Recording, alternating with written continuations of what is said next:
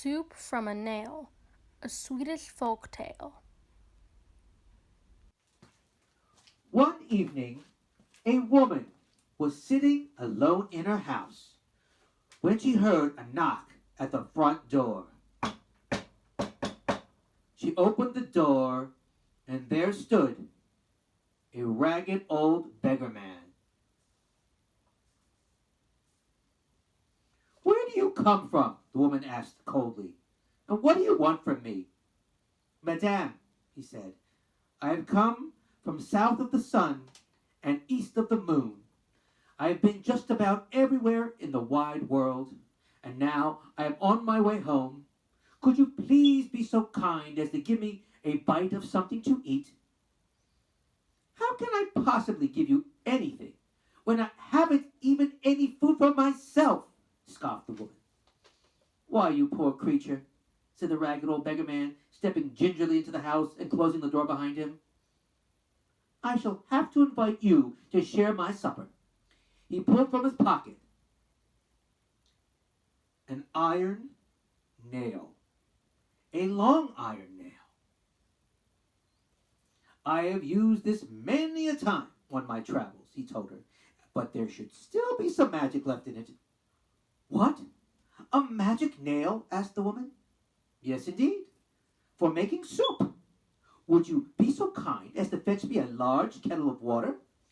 The woman filled a kettle with water, and she put it on the fire.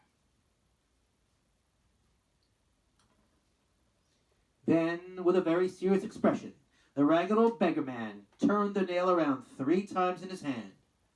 1, 2, 3. And then he dropped it into the water and began stirring very slowly.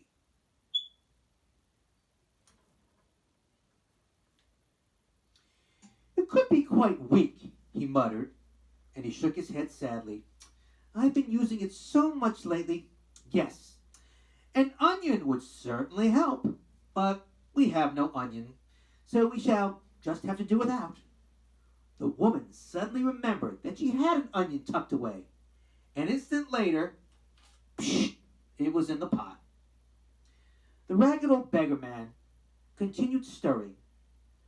"A wealthy man I stayed with last month insisted on putting some carrots and beets in with the nail, which did improve the flavor." The woman searched in the cupboard and managed to find some carrots and beets, and these vegetables, too, soon joined the onion. "And of course, when I made this magic soup for the king, he asked the royal cook for some oatmeal for thickening and some salt and spices. These things won't be necessary for simple folks like us, would they?" The beggar smiled at the woman and winked his eye. "No, no," she insisted. "I should like it to taste exactly as the king tasted it." And she brought out oatmeal, salt, and herbs, and letting them all fall into the pot as the man stirred. When at last the soup was ready, the woman spread her finest tablecloth